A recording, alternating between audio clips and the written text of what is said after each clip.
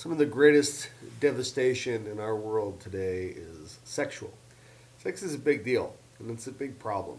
In fact, perhaps more than anything else about our humanity, our sexuality in this world, in our lives, has been deeply distorted, broken, and causes great harm. My name is Dave McDonald, and I'm the teaching pastor at West Winds. Thanks for watching our little YouTube video.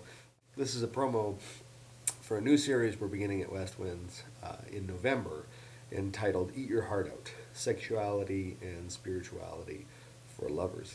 I recognize that the idea of a sex series, a Sunday morning church service, has certain risks. People are worried somehow that we're going to be crass, or that we're going to be crude, or there's going to be a lot of juvenile humor. And I get that. We're, in our staff here at West Winds, we're a bunch of young guys talking about some very serious things. And I understand where people's concerns come from. I think you're going to be really safe from us treating this lightly. In my experience as a pastor, the brokenness that people have about their sexuality goes right to the core of who they are. It hurts them more than anything else. Conversely, somebody with a proper, godly, or even a sacred understanding of what their sexuality is and who they are as a sexual person is a person full of zest, of vim and vigor, somebody who's electric, somebody who's larger than life. And so I think this series is designed in large part to help people understand who they are as a sexual and as a spiritual person, and also for us all to come to terms with the fact that this is a big deal in our world, and the church cannot stay silent on the issue. Here's some things you should look out for, though, if you're a parent.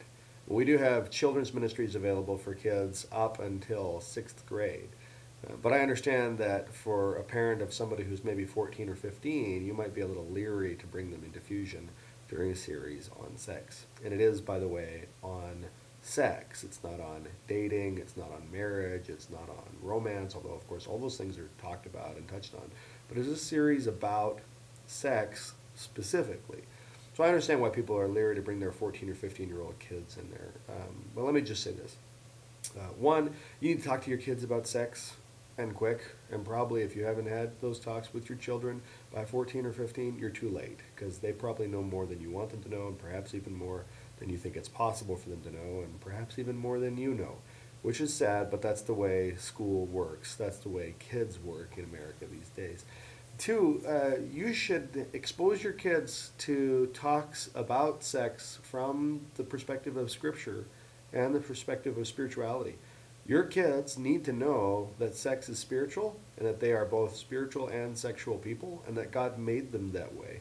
And I think we can help your kids to understand that, but it's going to make for some conversation between you and them, and it's going to require some parenting on your part. You can't just sit them in Fusion and let them hear all this stuff and then think your job is done. No, your job is to talk with them about what they will hear in Fusion beforehand, and talk with them after they hear it in Fusion, so that you can pastor your own children, so that you can lead your own house, so that you can man up or woman up and actually be a parent, and not just abdicate that responsibility to the school system, or even worse, to the television or the PlayStation.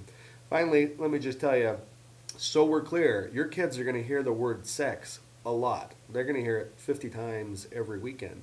They're not, however, going to hear a bunch of euphemisms or dirty talk for specific sexual acts. They're not going to hear all kinds of slang terms for private parts. So your kids aren't going to come away with anything dirty funding their imagination, but they are going to be present for some stark and honest teaching on biblical spirituality and sexuality.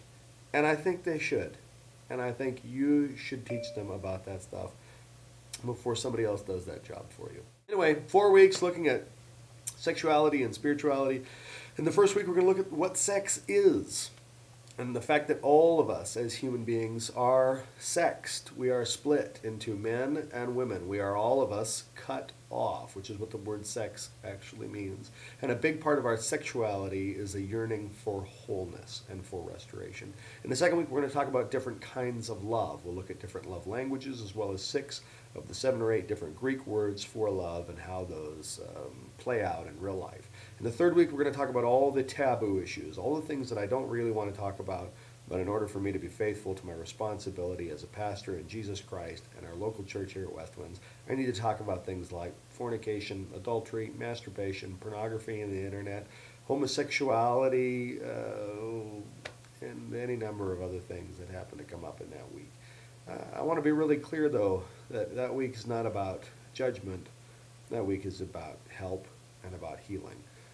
But it's still going to be an uncomfortable week for me, perhaps more than anybody else.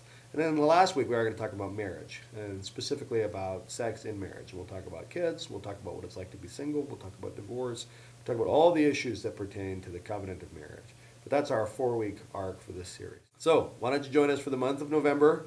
It's a month of sex infusion. Maybe I'll think about how to better rephrase that later. But why don't you come with us for November and eat your heart out. Cheers.